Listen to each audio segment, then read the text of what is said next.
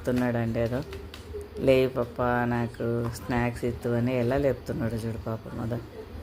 పడుకున్నోడిని లేపుతున్నాడు ఎంత లే పప్ప నమస్తే గుడ్ మార్నింగ్ పప్ప లే పప్ప బెల్ట్ చుండోట్లు ఎట్ట పట్టుకున్నాడు ఎవరు లేదంటే